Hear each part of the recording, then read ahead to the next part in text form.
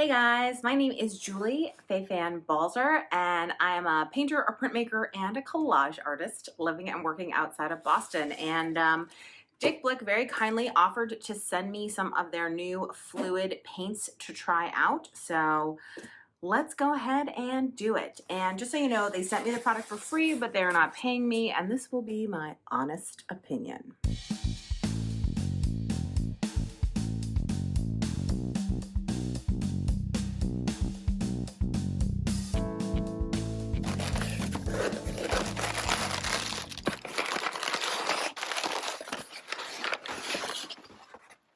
This is a lot of packaging for four tubes of paint.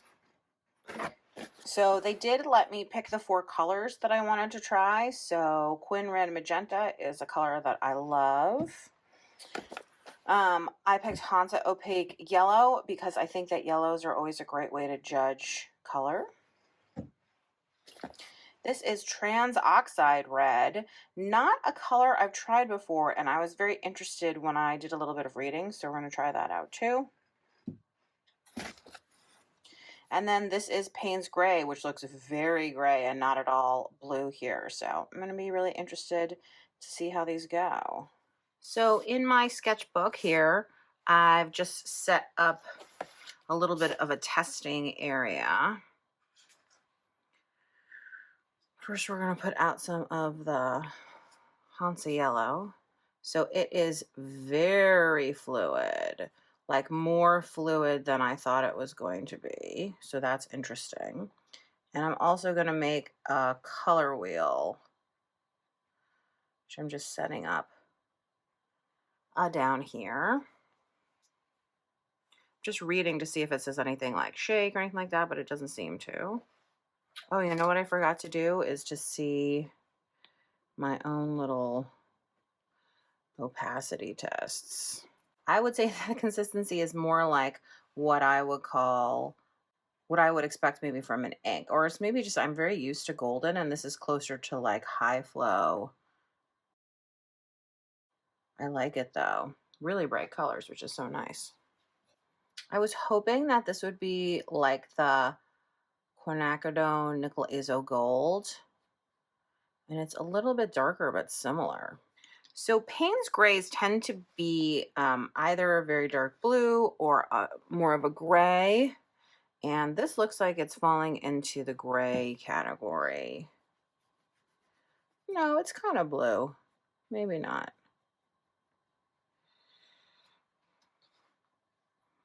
Which is why I've chosen to use it as my blue in my color wheel. So essentially I'm using as my primaries the Payne's Gray, the Hansa Opaque Yellow, and the Quin Red, and I'm going to mix out a color wheel now.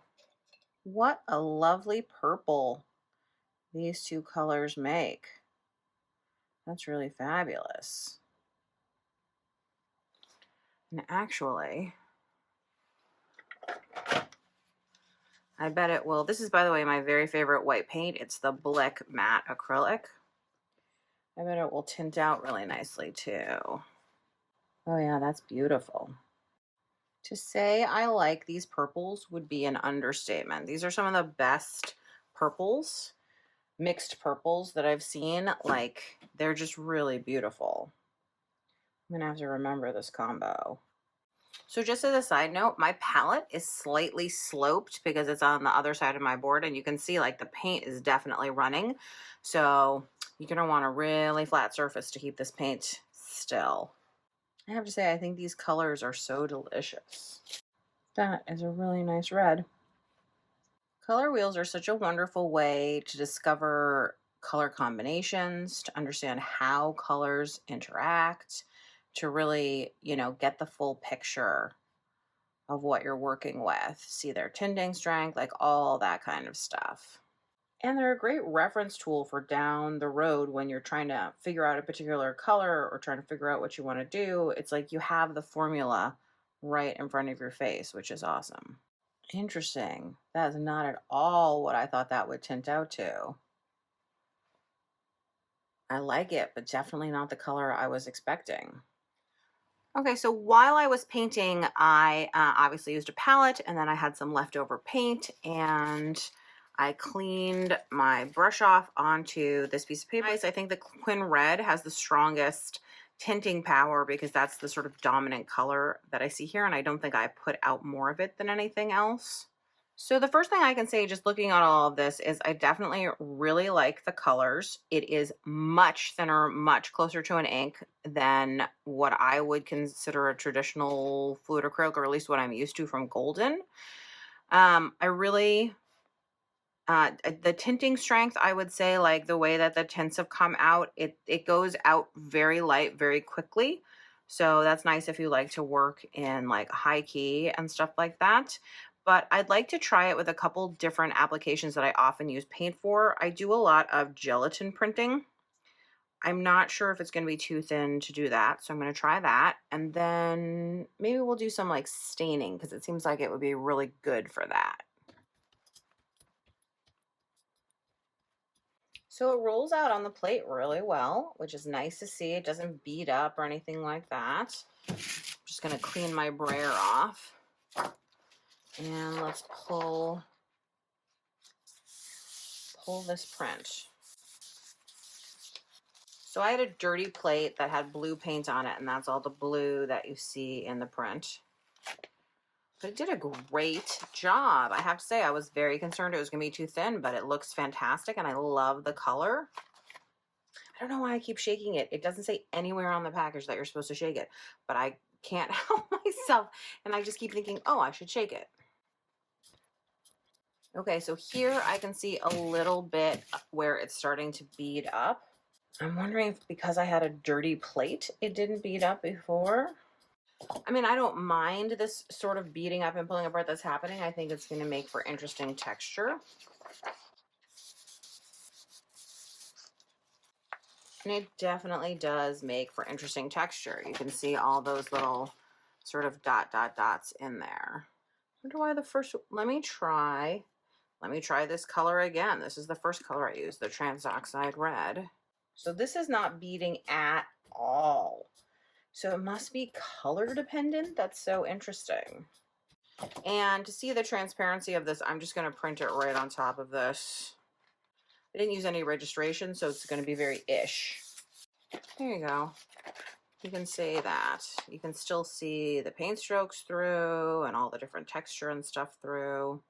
Okay, let's give it a try now with the Quin Red. You can see that this is beading up quite a bit. There you go.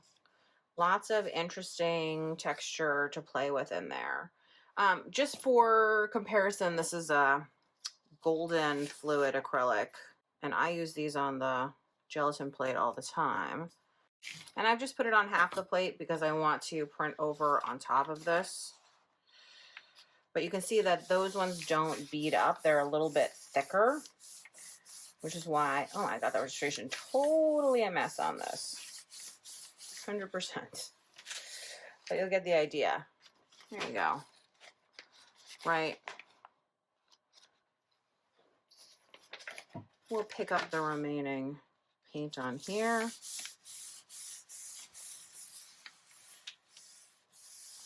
So I think it feels a little bit more like a high flow. And luckily, I also have some high flow paint here, so we can kind of test that theory. So this is Golden High Flow, which is an acrylic ink. And I think it's going to behave very much like the Blick fluids. See, I think it's, let me put out some of this and we'll, actually, I don't think you're going to be able to see that. Let's put out some of the panes. I mean, actually, the bottle mechanism, I just realized now, is like very similar too, in terms of how you open it. Okay, so this is the high flow. And here is the Blick.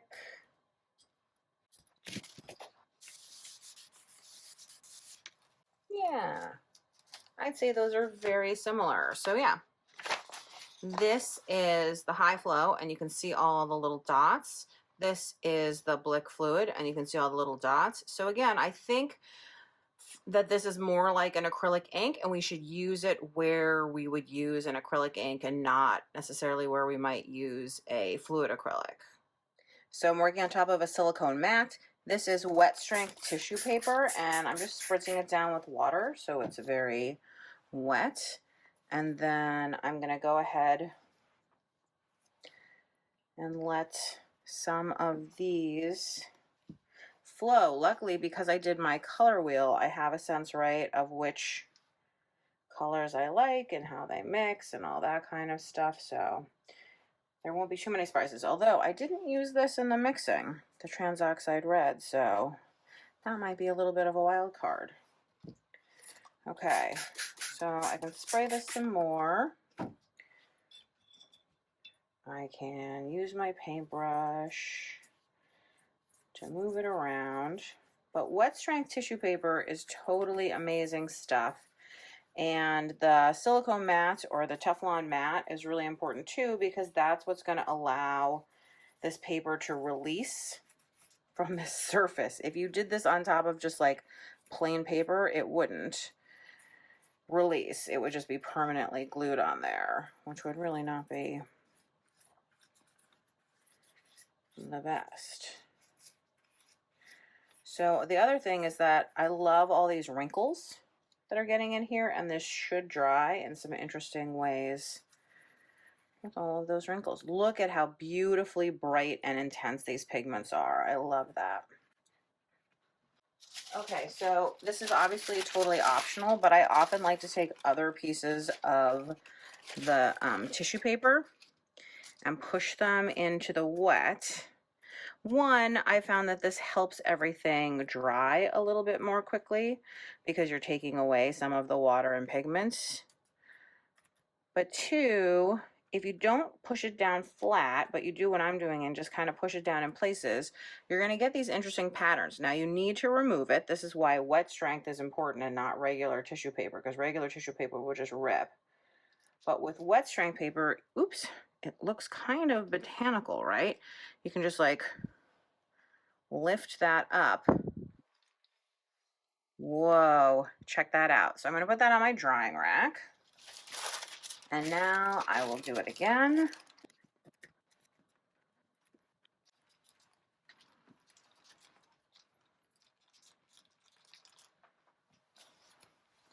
Another gorgeous piece. And then for this one, I'm going to crumple it.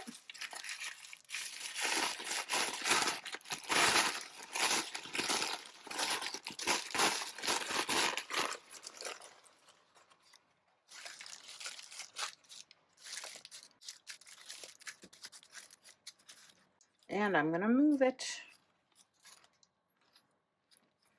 So the paper is less wet, is one. That's one of the reasons I'm moving it. But the crumples add like smaller veins.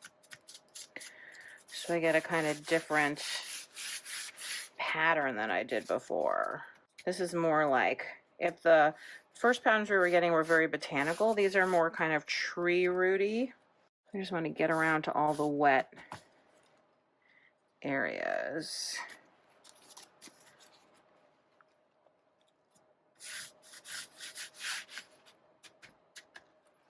Okay. Here is my tree rooty lichen, very cool paper, and I am going to let this dry probably overnight. So my papers are dry and I just wanted to show them to you. Here is this really cool first one. Oops. And then this one. And then the deal with, oh, I love the way that the wrinkled one turned out.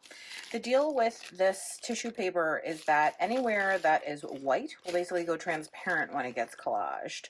This is the one that I stuck down to the mat, and I did lift up the corner to make sure that it was really dry, but you can hear it.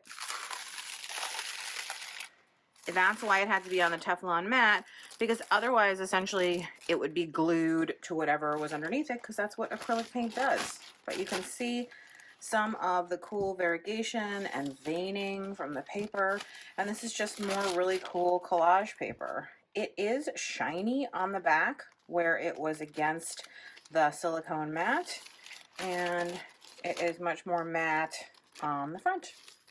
I trotted out my golden fluids just for a little bit of comparison, and they don't have a trans oxide red in the golden line. They also don't have this color anymore, but this is the color that I thought that might be close to, which is why I wanted to try it. So I'm just going to do a little bit of a comparison. And you can see how blue this Payne's gray stroke is as opposed to that looking very almost black. Oh, those are so close. Wow. That's awesome. So you may remember from a previous studio vlog that I did that this color was discontinued by Golden for lack of availability of the pigments, and there's a hack for how you can make it, but this color is really close. Okay, so final thoughts are great packaging, easy to open, easy to use, nothing fussy about them, beautiful, intense colors that were great. They definitely go into the acrylic ink category for me. I don't think that the swatches on the front are super true to how the colors end up being, and that makes me a little bit sad because that's one of the ways, obviously, that I judge a color. So I think I will have to hand swatch how they actually look. But, you know, otherwise, I'd say if you're looking for some fun colored acrylic inks, these are fun. Thanks so much for watching. If you enjoyed this video, I hope you'll give me a thumbs up. Go ahead and leave a comment. I love reading all of your comments. If there's a product that you're interested in, I'd love to know what it is. If there's a technique you're working on, I'd love to know what it is. If there's a problem that you're encountering in your art practice, I'd love to hear about that too. So go ahead and leave all of that in the comments, and I will see you next week.